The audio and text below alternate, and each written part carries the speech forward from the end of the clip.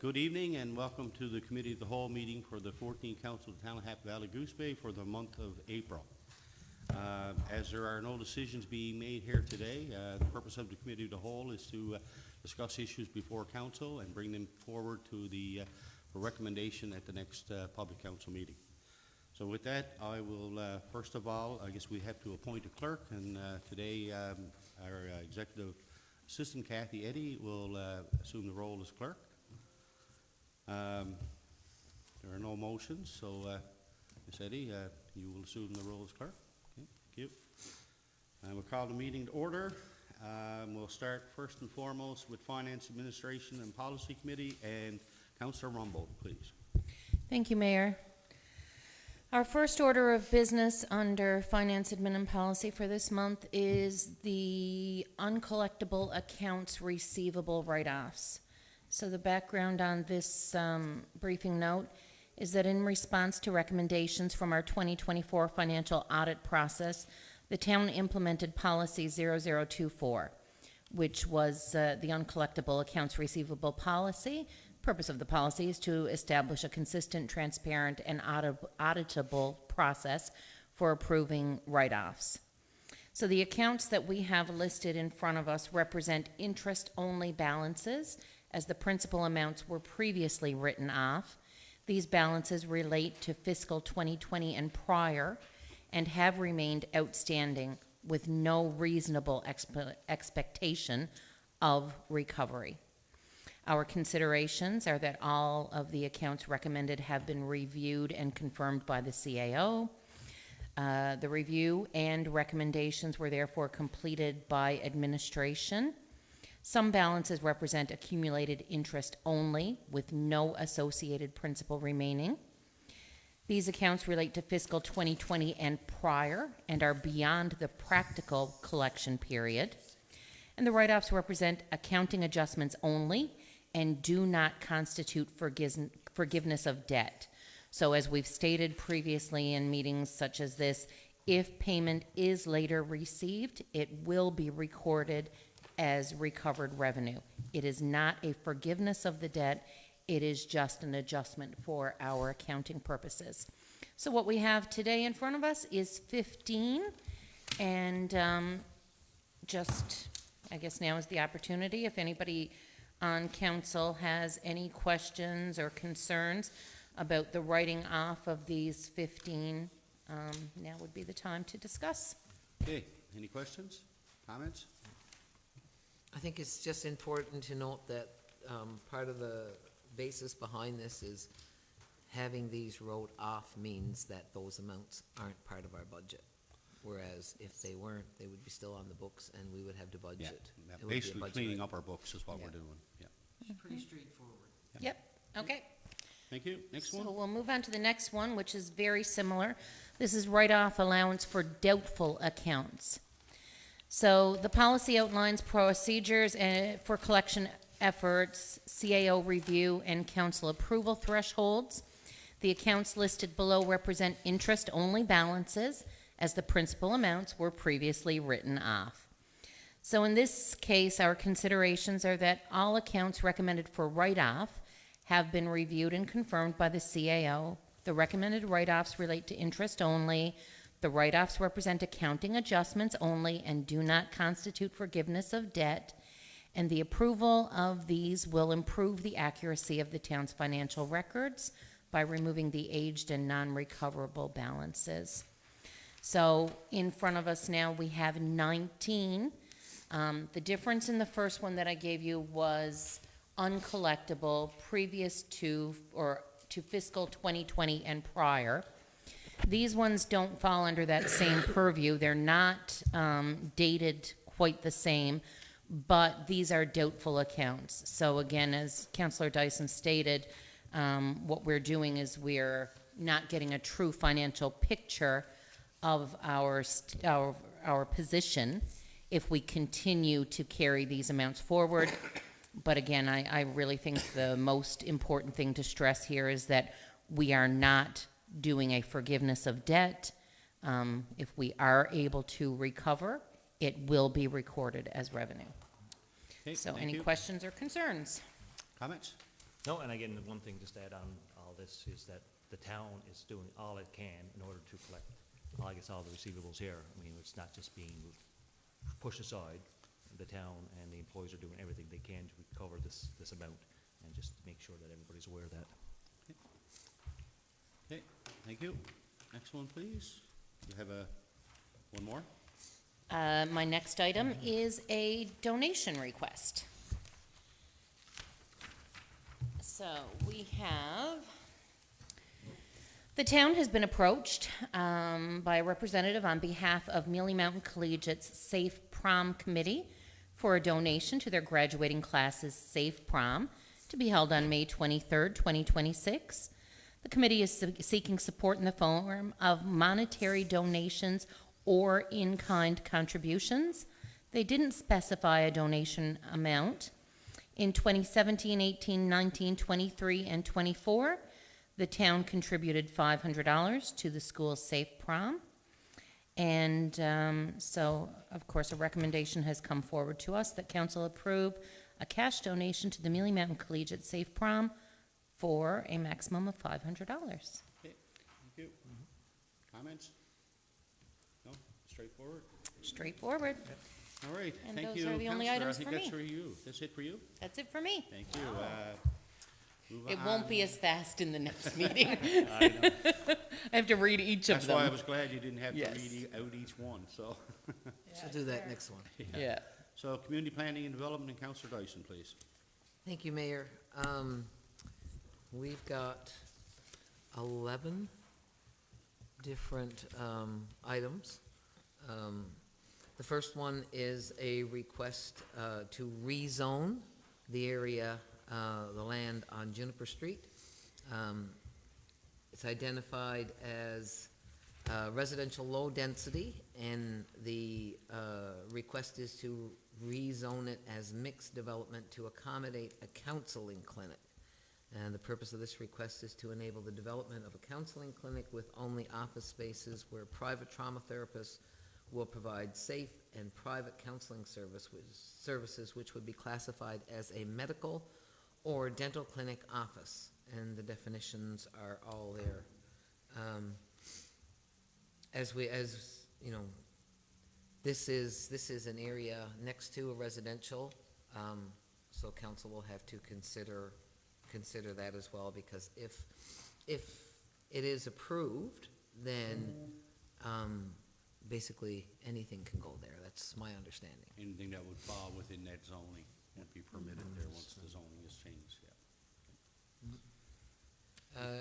Also to note, if that is approved, the applicant is aware that they would be required to pay the cost for the amendments and have agreed to submit the required deposit. We also talked about the water and sewer there. Yeah, the town engineer can probably, that area is in service, correct? No, that would be, that area is serviced up to a point, but I know the applicant was concerned about, well, she had looked at other sites, and there was a lot of water and sewer work required in a commercial area where this particular business could be located. But there wasn't really anything suitable, and she was also concerned about the privacy of her clients.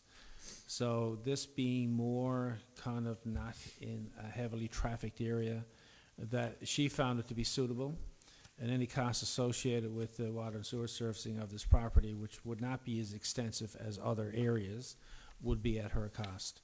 So she was quite aware of that. And the fact that, you know, the privacy aspect of her clients was a major concern also with her. So just one question, Mr. Dillon. So if that area is rezoned for mixed development, we can't restrict what really goes there, correct? If it falls within that zone. Whatever falls within the zone then would be, It could be a convenience store. it could be whatever, yes, whatever is in that zone Yeah. is allowable, could go there. Okay. But initially, I guess the intent is for a counseling clinic. Mr. Dillon, I got a question. Has the neighborhood been consulted? Not yet. This would be part of the process that the neighboring, that there would be a public consultation.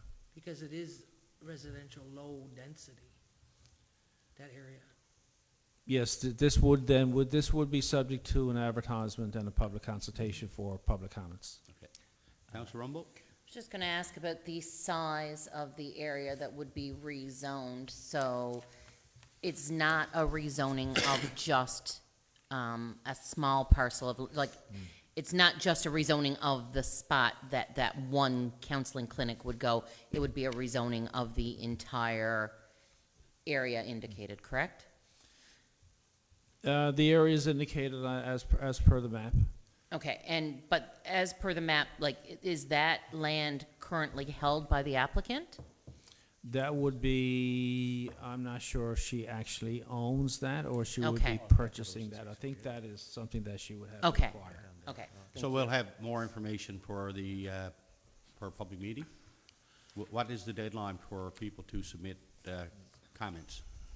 Well, once council approves it in principle, then we go out through the process to get the public comments. So it doesn't go then- out to the public until after council Until were to approve? after would approve it in principle. Okay. Then after council would approve it in principle, then it gets advertised, and then we solicit public comments.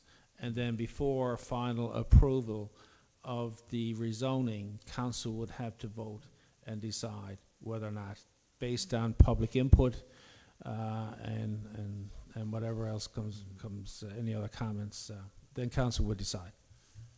Okay.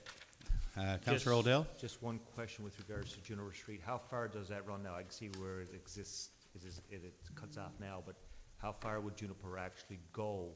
I guess the extent of the road, which would be considered Juniper Street, does it stop where the pavement is ended there now, or would that continue further down in future developments and be called Juniper and give it the opportunities to?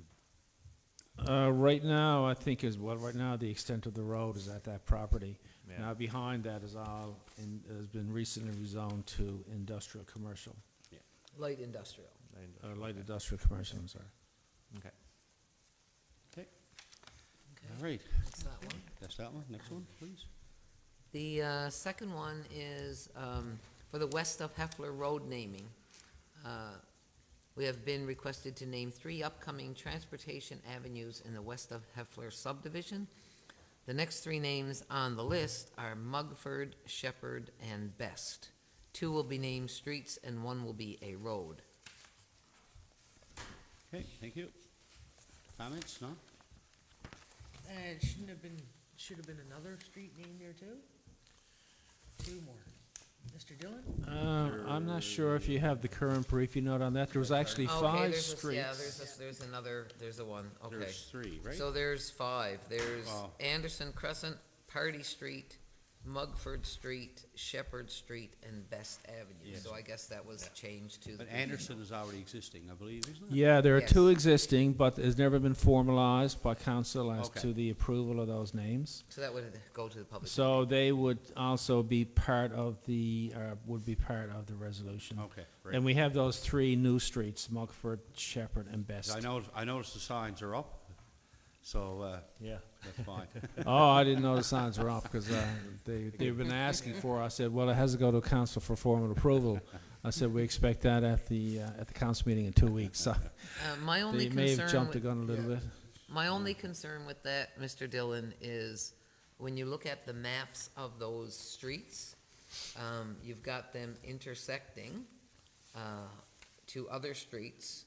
So I remember the racket we had up on Mesher and Learning and Michelin with all the confusion, and that caused a lot of issues for protective services, for deliveries, for taxis, for whatever. So I'm wondering if that's going to be an issue as well.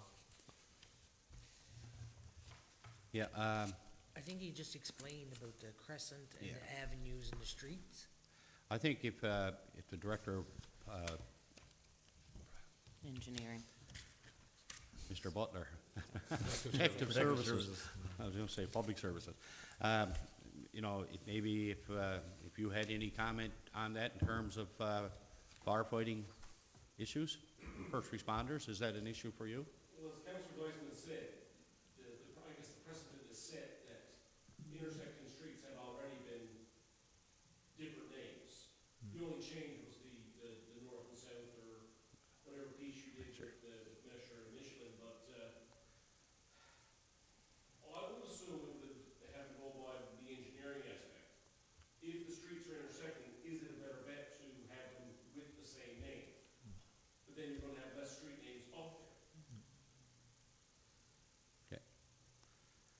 Mr. Dillon, you answered that question earlier there.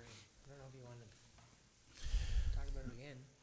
Well, in the case of Morris Crescent, that's been named a number of years, actually, probably even before my time. Morris Crescent has been there, and that's a large crescent. Anderson is a shorter crescent.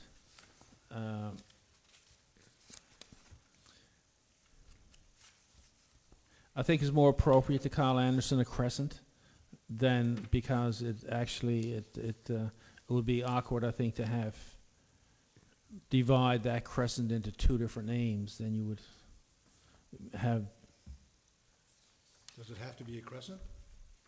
well, it's called a crescent because I guess it goes in a Goes C-type around in a shape. circle, right? Yeah, but So- still, but it also extends on through to Road C.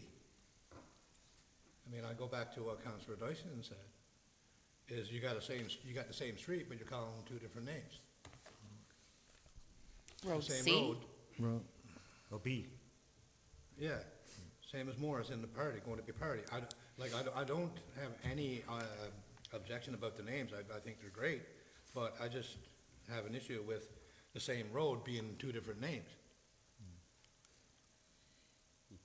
Because that continued to be an issue years ago and still is with regards to finding the right addresses and the numbers not being appropriate or not being identified. So for firefighting or for medical reasons, it was a nightmare. Mr. Dillon, I understand it, it has to be that way because of the crescent. Am I not right? The Morris on one end that goes right around to the other end, it has to be that way because it's a crescent. Well, in normal situations, if it's shaped like a crescent, that's why it's called a crescent. Now, you would start the numbering on the southern end and work your way north. So the numbers of Morris Crescent would start at the lower numbers, and at the upper end of Morris Crescent, you would have the higher numbers. So depending upon the orientation of the crescent of which way is south to north, east to west, that's how you would do your numbering also. So you wouldn't put Morris right across to Party Street. But it's the same street. I know, yeah, I know, but it's, No, they would all end at Oliver, because Oliver is the main, Yes. the main Yeah. thoroughfare Oliver goes through right the, up through the community, yeah. Or Yeah. through the area, I should Yeah. say. It's not like a four-way intersection, like, as we have in other areas of town where you have two street names on the one side. Like Hope and, Yeah. not Hope, Tuktashina Tuktashina and Ford. Ford, yeah. Yeah, Yeah. no, it's not, and that's what I was thinking, it's not comparable to that, thankfully. I think if we have good signage, if I'm driving up Oliver, if I come off of Palliser and I'm driving up Oliver, then the first sign I'm going to encounter is Morris, if I'm turning right, and then I'm gonna go to A Street, which is what? Mugford. And then I'm gonna see a sign on my left for Hope, right? So I think if we've got good signage, to me, this actually looks very similar to the area that comes off of DeHarving Yeah. and has Davis, Winters, Yeah. that type thing. So I think if I think we'll, once that Oliver intersects it, I think that's what's gonna make the difference compared to the other scenario. Counselor Dion? I just got one question with regards to the layout and crescents. Has anybody entertained like kind of roads, straight streets, rather than having crescents? I know we have these bends, we have them all over the town. It's aesthetic, I guess, to some degree. I'm more 90-degree angles and right turns. And I look at the space that's utilized and what we're racing there, and in some situation, no different. In Party Street, we got 4 and then 2 on the other side. Wouldn't it make more sense to kind of straighten things up, to get more parcels of property in there, keep things kind of linear, geometrically sound, rather than do this? I mean, is there other concepts to this area for development to say, okay, let's do the straight lines and do the streets and not the crescents and whatnot and so forth? Well, I guess there are a variety of reasons, Councillor, why it was done like that. I guess for, Speed. I guess aesthetics could be one, to maximize the use of the land. As well, right now, it's too late for any of that stuff, because all the water and sewers is in, and the roads have been constructed. So this now is a fait accompli.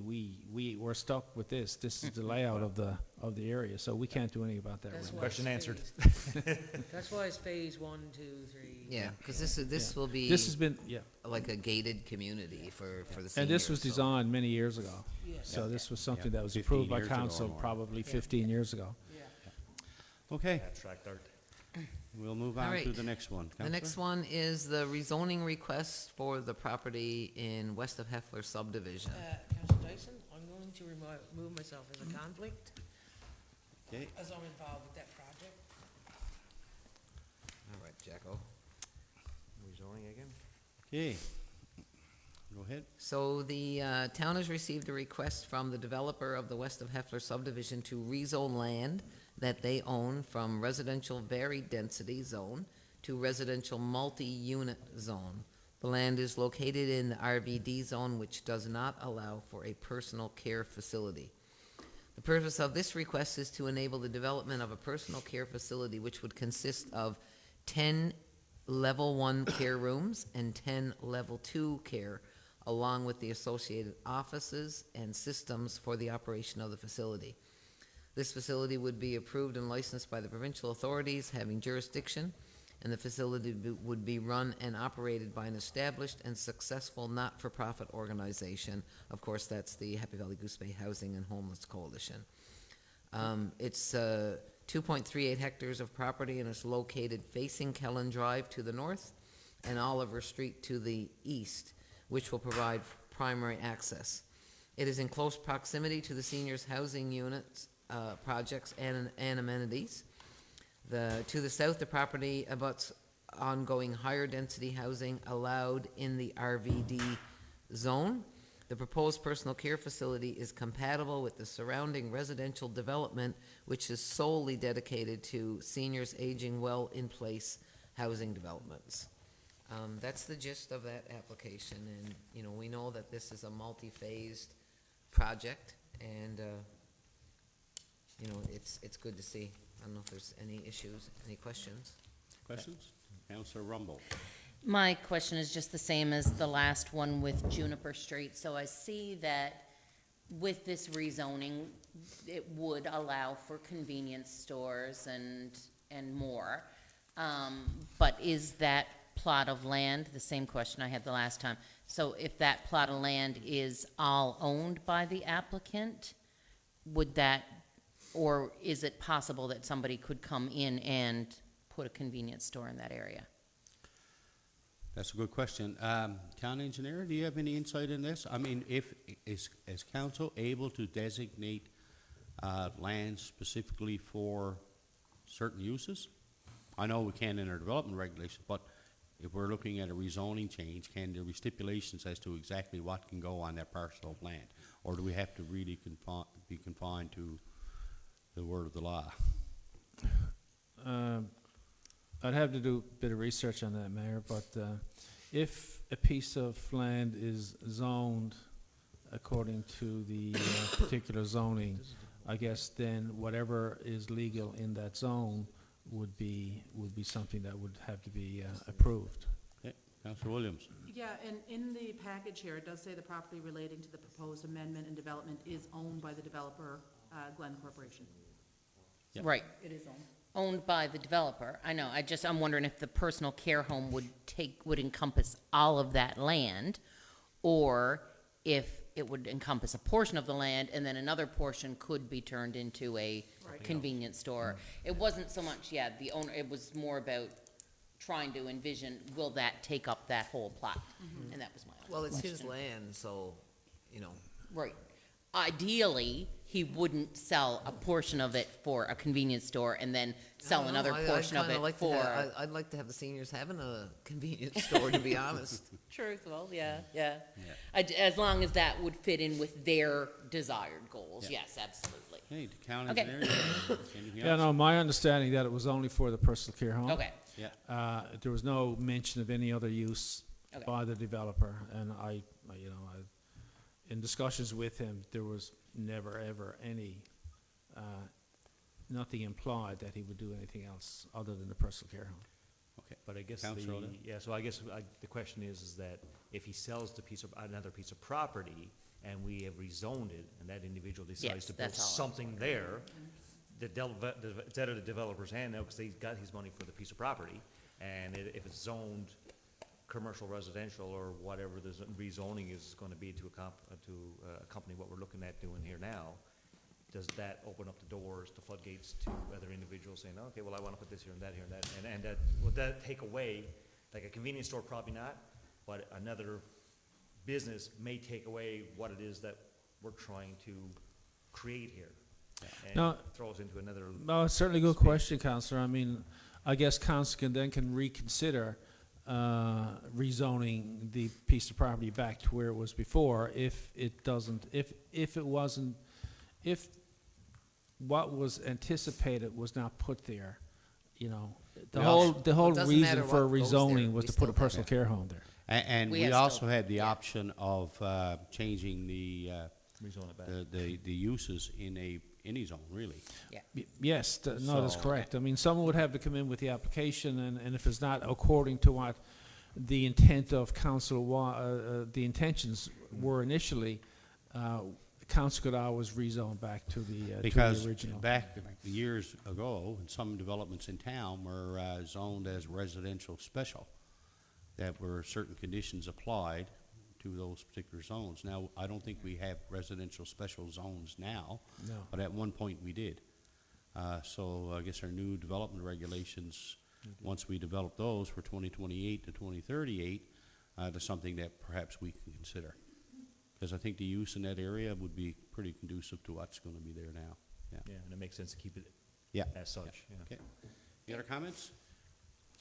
Unheard? Okay, Deputy Mayor? Come back to your chair. Okay, the next one is from Newfoundland Labrador Hydro. It's a Crown Lands application.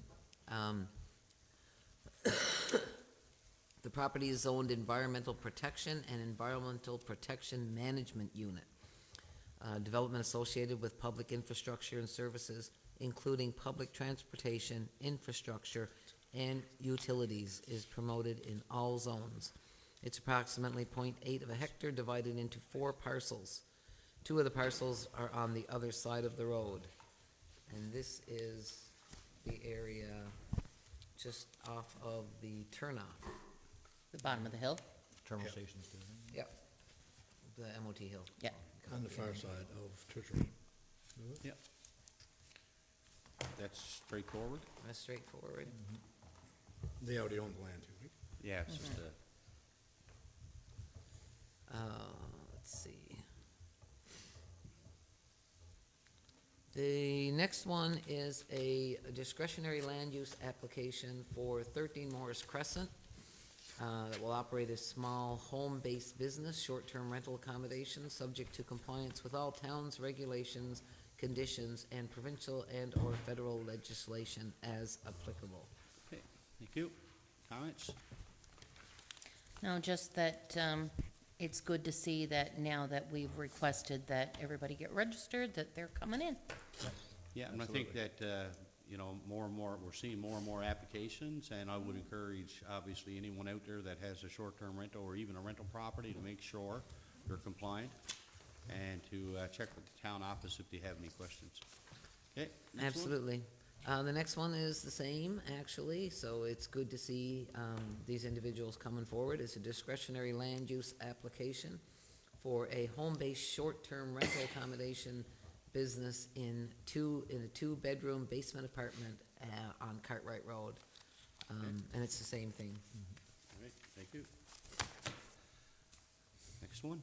The Same next thing? one is a discretionary use application for a home-based short-term rental accommodation business in a single detached dwelling on Hamilton River Road, and it's the same thing. Okay, thank you. So, one point, I guess, with regards to all of this is coming our way now with regards to short-term rentals and whatnot. As a council, where are, like, again, this is gonna be voted on in the upcoming meeting. How do we get to the point, and again, this could be a question for the fire director of protection services, is how do we get the inspection. That's part of the process anyhow, correct? That they would Correct. require a inspection to ensure that they're up to code and whatnot and so forth? Okay, Yep. so, okay, great. Okay, the next one is a home-based short-term rental accommodation business. So it's a discretionary use application for property on Blake Drive. Okay. Same thing. And another discretionary use application for a home-based short-term rental accommodation business in a subsidiary apartment on Palliser Crescent. Okay.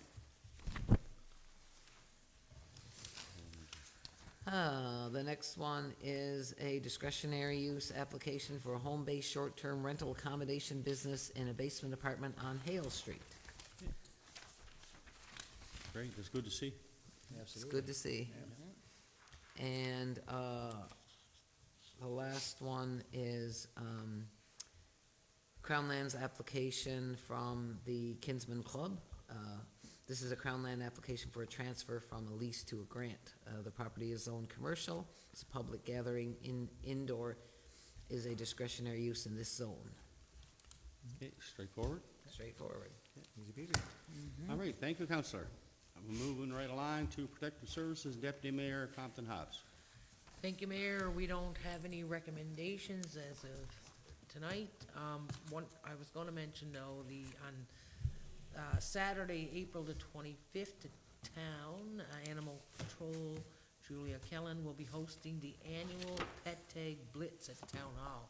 So that's next Saturday, April the 25th. So come out and get your dogs registered, tagged, and it's free, so come on out. She's gonna put some posters on the times and what is happening. And also, I was gonna mention the community safety plan is coming to an end in a few months, and encourage everyone to fill out that survey. I think we'll have our final report by July or August, so get out and fill out them surveys. And that's all I got to say. All right, thank you, Deputy Mayor. Counselor Winters. Municipal service or? Oh, sorry, I skipped over one. Counselor Williams, Municipal Services. Well, I have no recommendations again this meeting, but I wanted to mention I'm very, very, very, very, very thrilled to see the lights are fixed. It was just wonderful to see them working on it. And then I was thinking, are they just up there to have a look at it, or were they down for a reason? I almost got excited thinking that it wasn't going to be fixed, and then I saw the two blinking arrows in the right area. Mr. Dillon. Thrilled. 2 thumbs up, 2 lights. How can I go Everybody, wrong 2 now? thumbs. Yeah. Looks beautiful. It was wonderful. It's Thank like you. Christmas.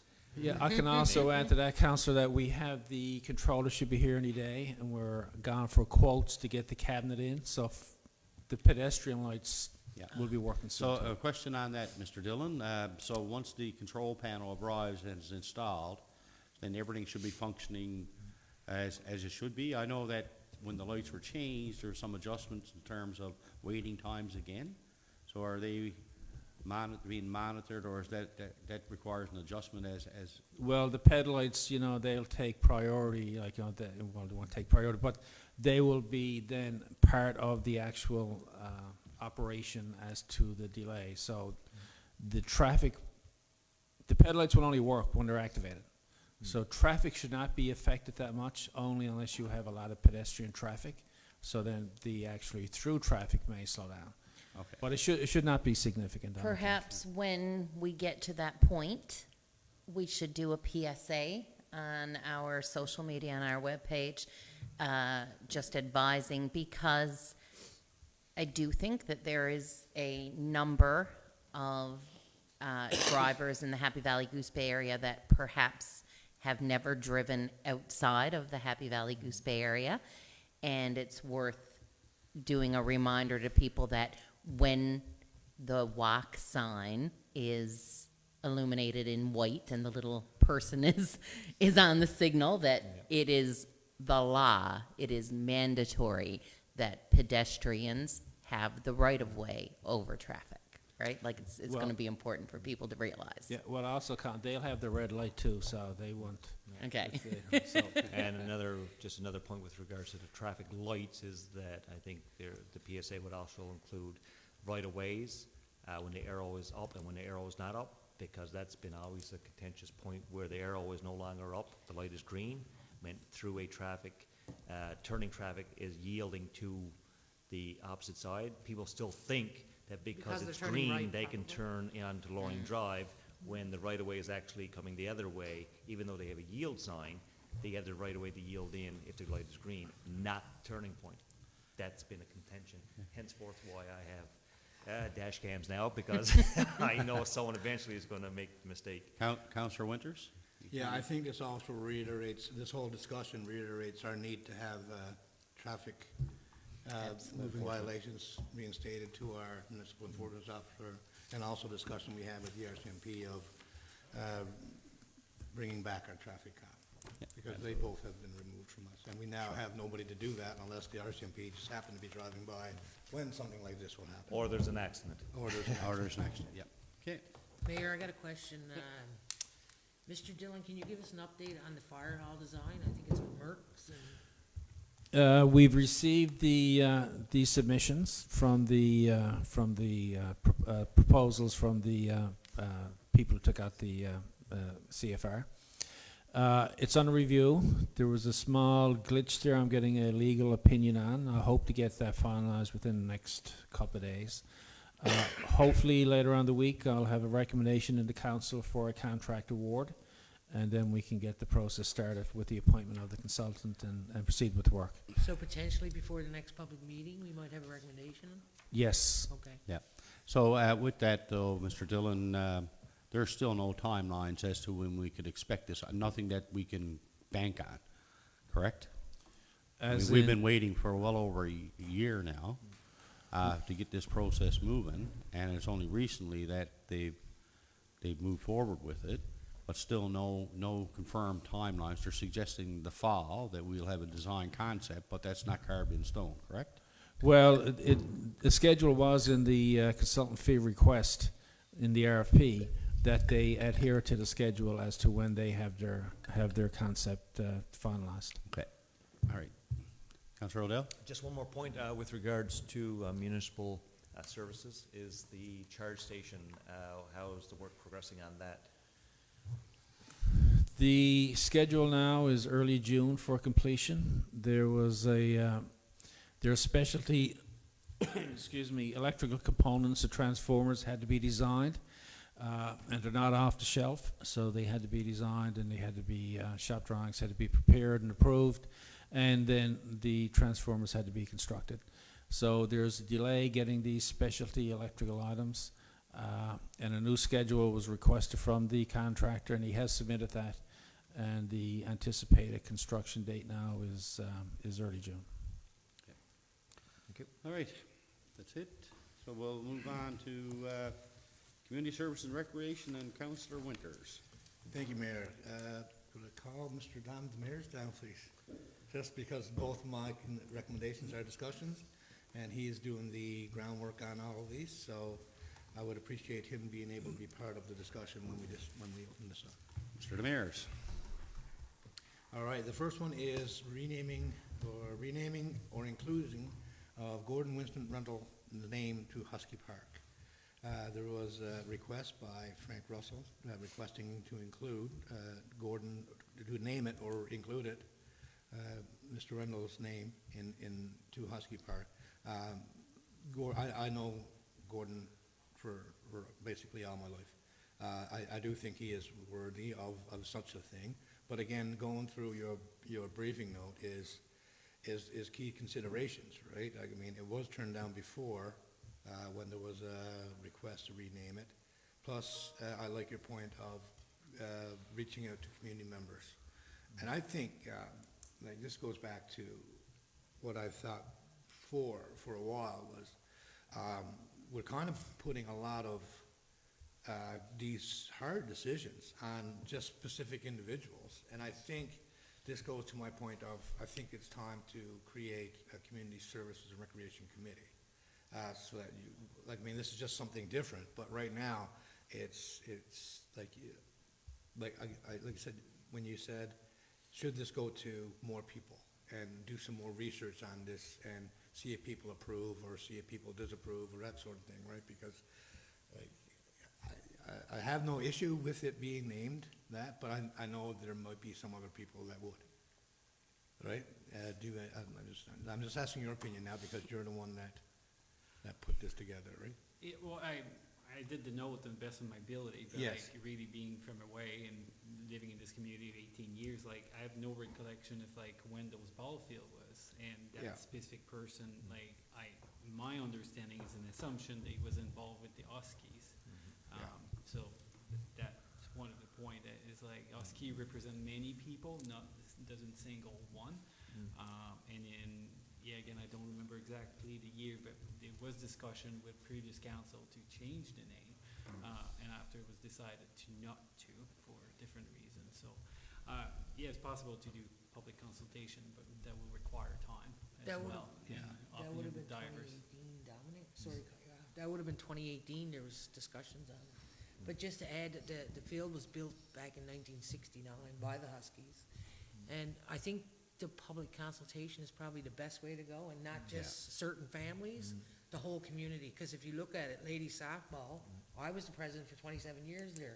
So there's been many groups over the years that used it, so I think public consultation, I don't have nothing against naming it, or doing something in honor of Gordon Rendell.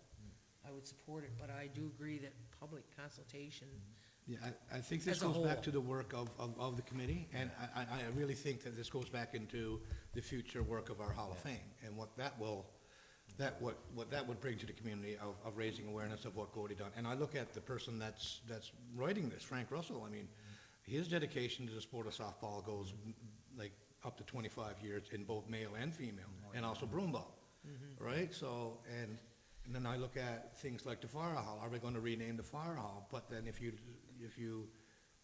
what I like to use the word, to pigeonhole yourself into one name, what about the other guy that served just as many years or more? That's the thing. That hasn't passed on yet? You know what I mean? This is the confusion or the trouble I have with naming a memorial, right? These people are very, don't get me wrong, very deserving, and like I said, I grew up with Gordy Rendell. I mean, he done more than just broomball and softball. I mean, he had his own hockey school for kids, that sort of thing, right? But again, you're kind of putting yourself, all your eggs in one basket when you're saying, like, I mean, I look at the fire hall, I mean, you look at the names that should be there, like the Buzz Teveneys, the Carl Loafers, and all these people. I know some of them hadn't passed yet, but I mean, what happens when they do pass? Then you're stuck with one person, and that's it, without recognizing all the work that somebody else done, which could have been just as much or more. Yeah. I mean, I have no issue with, I think you need to be mindful of the fact, like Husky Park itself, if you change the name Husky Park, then we no longer have Husky related to our community and the sporting community.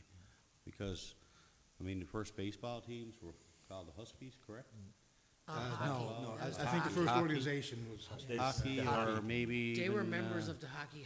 and they started the, yeah, I think the first softball team was named Eagles, I think. something like that, but I mean, it was like always the Huskies, and even with minor Yes. hockey over the They're years. synonymous with the and- community, no doubt. So if that's gone, it's gone. So that's the concern I would have, but then again, it's, I agree with like, having a committee and have the public decide what it should be. So, Councilor Rumble? Thank you, Mayor. I think further to what Councillor Winters and everybody else has said, what this does is this highlights beyond CSR, this highlights a need for council to develop a policy for in memoriams or in honorariums of anything. So we just looked at a street naming list. And to be honest, I don't think that we have much of a criteria even for street naming. No. So as it is right now, we just named 5 streets, but on our list, we have 31. And, if you're going to honor, bestow an honor on anybody for any reason, I think we need to look at some sort of policy that develops, as Councillor Winters said, the fire hall. But any municipal buildings, any street namings, any changes or any future development, we should perhaps look at a nomination process or some sort of form where there is feedback from the public, plus the ability for us to determine what criteria needs to be met. So I just think it's a little bit bigger than just this. Deputy Mayor? I wanted to add that, this is probably something like setting up committees and whatever. I do agree with public consultation, and a policy should be put in place at some point. But the reason Mr. Frank Russell submitted this letter is the 75th anniversary of softball. So I don't want us to sit on this for 2 years or whatever, like, whatever we're gonna do, like, I don't want us to jump on it either, but public consultation, because I've heard rumors of what people think that park should be named. We probably all heard what some people that park should be named, but if we're gonna do public consultation, we should probably do it timely, because it is the 75th anniversary of softball. Okay, Councillor Odell? Yeah, and again, just regarding the, I guess, the naming of the Husky Park, and Councillor Winters mentioned, and Deputy Mayor Captain Hobbs, is that this was built in the late 60s by the Huskies, and again, an opportunity to, I guess, include Mr. Rendell, maybe being maybe a plaque listing, because we have the Wars that were part of the Huskies, and the Comptons, and the Rendells, and so we have a group of people that were a big part of this community over a long period of time, and still, the Huskies still exist to this day. So maybe if there's something where it can remain the Husky Park, but we honor each individual member that was a part of the Huskies that helped develop this park and have their names included. So we have not just one name, we have the Husky Park with a list of names of all the Yeah, individuals that were part and of one this. final thing, I mean, and this may be totally out of our control, because who knows what the future brings. Exactly, But, you know, as the town develops, that may be area that may be developed, yeah. whether we like it or not. So it'll be out of I'd our never support control. that, But, you know, we may We may not not be, be council we might not be here member, then at some My point. time, I would never support that. So, you know, you need to be mindful of that as well, so. Okay. Lady softball all the Yes. way. Okay, anything else, or, I'm good with, are you fine with that discussion, Don, and how we move forward? Yes, I'm fine with it, yeah. Okay. The next one may include our Protective Service, Director of Protective Services as well. Has to do with the bike trail. And it's security, I guess. Let's open it up.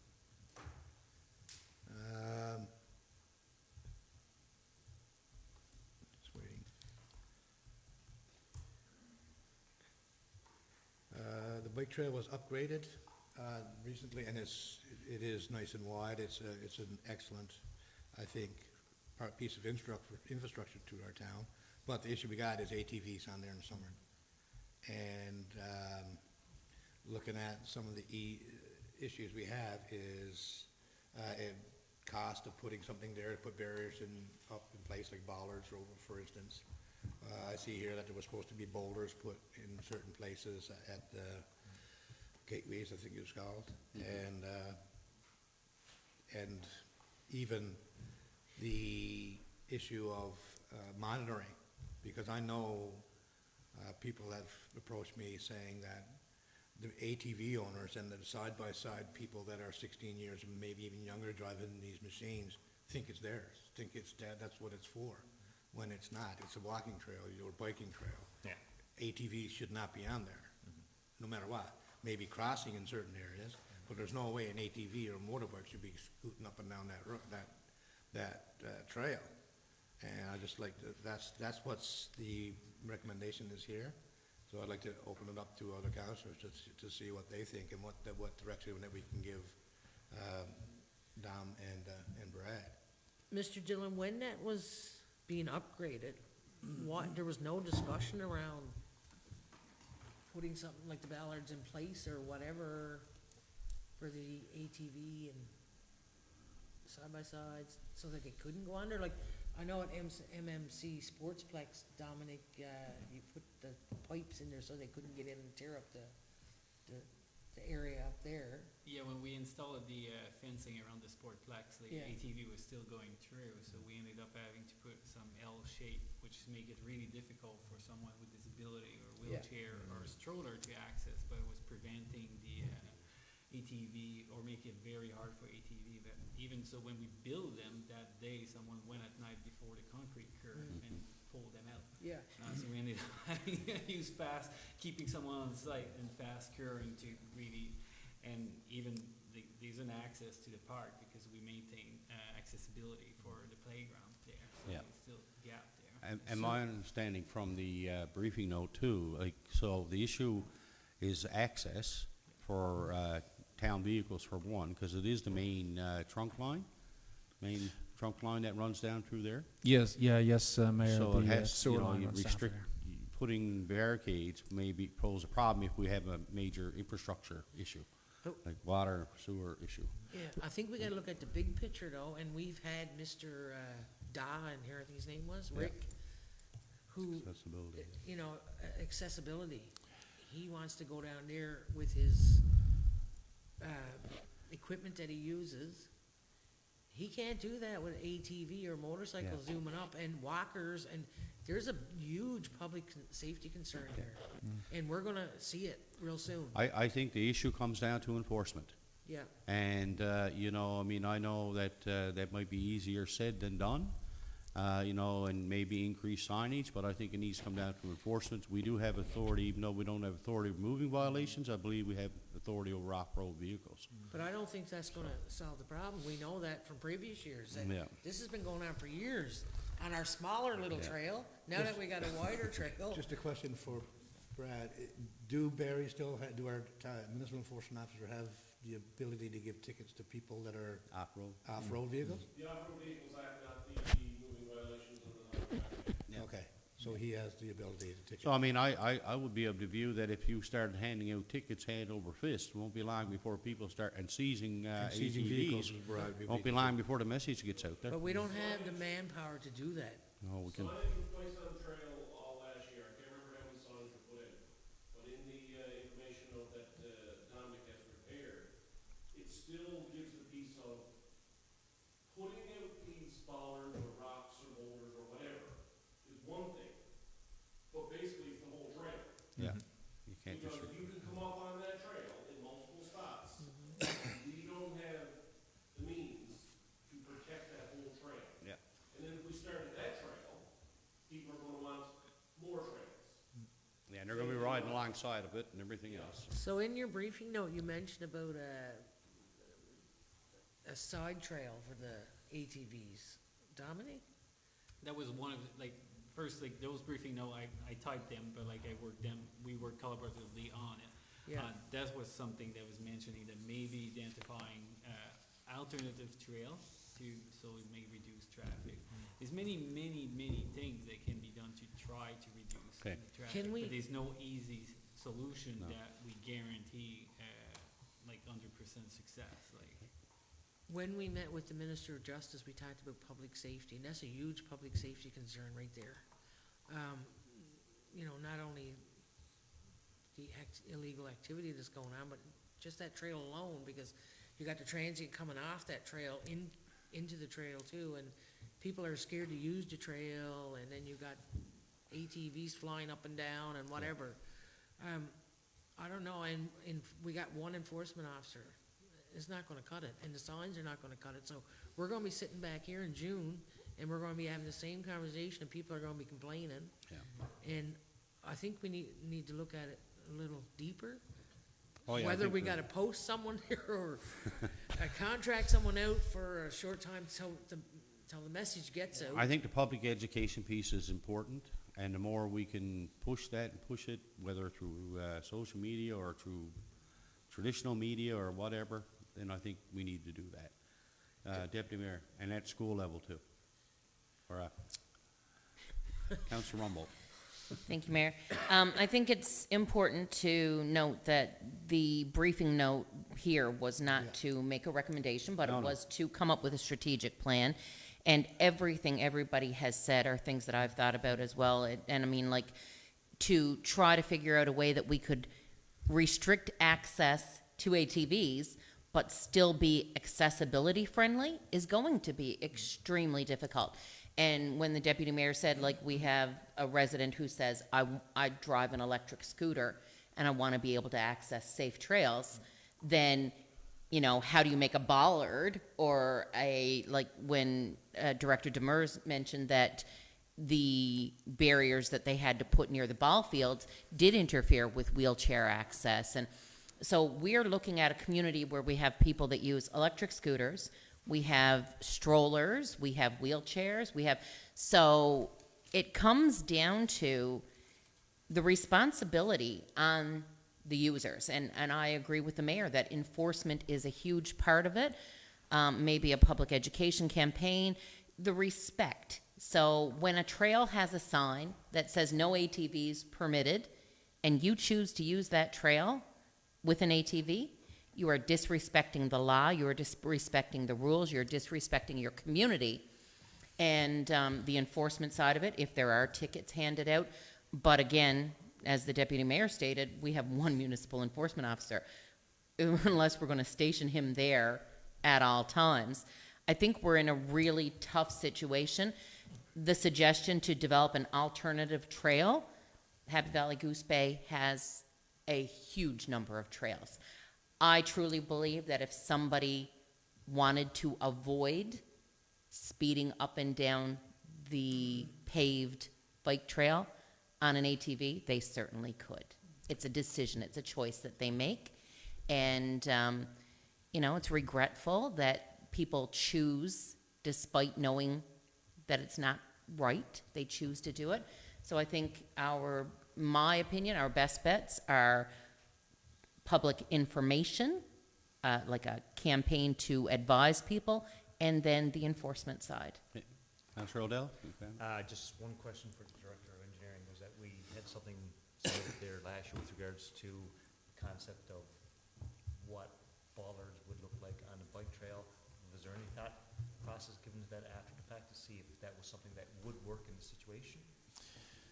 Yes, there are different designs for bollards and various means of preventing access of ATVs that you can design around, for the trail. Like Dominic said, there's a cost issue with all this too. There are so many different areas that you can get access to the trail that you would have to protect against. And, I guess, and I was thinking probably myself and Dominic probably in the spring, maybe we can have a closer look and to see exactly how many areas that you're going to have to protect.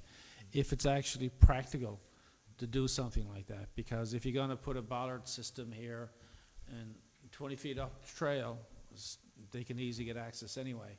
It doesn't solve anything if they can get access shortly before or after where you're going to have your bollards installed. But the thing is too with bollards too, some of these bollards for emergency access, if there's an accident or people get injured or people have a health issue, Restrict access. you can get removable bollards also for emergency access. Okay. But there are various designs that you can implement, and maybe in probably specific areas that might help. But to say that you're going to have complete prevention of ATVs getting on the trail might be a stretch. It's something that you're going to have to look into in more detail to see exactly how much are you actually going to prevent, how many areas are you going to have to protect. Well, one of the things I guess that I was looking at is because the trail now is so wide, was that the bollards would be center lane. So basically, it was enough it would not prevent like strollers and whatnot, electric vehicles to go up and down it. But it would, because it's center lane, it would prevent ATVs from going down the bike trail. So They just go basically, around them like a, yeah, but if there's obstacle enough course. of them there, you're basically swerving in and out on the bike trail. And I think at that point in time, if you're on an ATV, you prefer to go on the lower end and just drive straight and try to weave in and around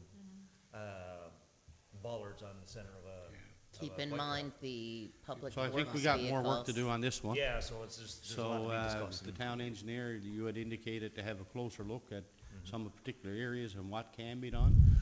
And Yes. something that probably would have to be budgeted for, but in this time of the year, I would think that we beef up our enforcement efforts and our education efforts to ensure that the public's well aware that if there are ATVs, running on that trail that are not permitted and they're caught, then, the seizures are quite possible. Yeah. And to get your ATV back is not gonna be cheap. That's correct, Mayor. I mean, enforcement and education are integral parts of maintaining a safe trail. But we got one enforcement officer, so Yeah. like this is something that needs action and, not something we can just talk about. I get, we should educate the public and enforce them. If our officer's gone out for a month summer, We got nobody. we got nobody. So they can go up and down them trails all they want. And the other thing too is this brand-new wider trail will be beat up and damaged in no time if this continues to happen. Well, you're certainly correct, Councillor, because of the Deputy Mayor. Because, I mean, once these ATVs go off the edge of the trail, you're beating up, you're tearing up the shoulder, and then the side of the asphalt is foundering in, and that's what happened to the last trail too, because of the ATVs, they caused a lot of damage to the asphalt, and in no time, this is a fairly expensive trail, that trail will be. It took many years to get that trail to where it's to now. Many, And many, many years in disrepair. 12 years we So, started working on that. it's, it'd be a shame to see it deteriorate to the point where we were before. Yeah. And this So could be whatever we gotta do. And this could be a call to, I guess, the town and the residents of this town, if they're seeing anything like that occurring, to, again. Report it. To report it, make sure that we know that there's things happening, or at least someone knows that there's things happening on that bike trail. And, at least it's a community thing, that if we wanna keep this bike trail to, the integrity of what it is now, which is brand new, is that it'll be a community thing that we need to work together to make sure that these things don't occur. Councilor Winters, one last I just got comment? a question for Director of Public Safety. Is there options with regards to contracting out someone that has the ability to give tickets, such as a Garda, in a different aspect of more than observe and report? That's a difficult one in itself, because I don't know their capacity to do that, even though they may say they can. Yeah, okay. Can we find out? Yeah, so I think there's more information that needs to be gathered, and, so hopefully we can get that information soon. Thank you. Okay, that's it, I That's it think, for me, for yeah. this evening, and, so just have a motion to adjourn. So moved. Meeting is adjourned. Thank you.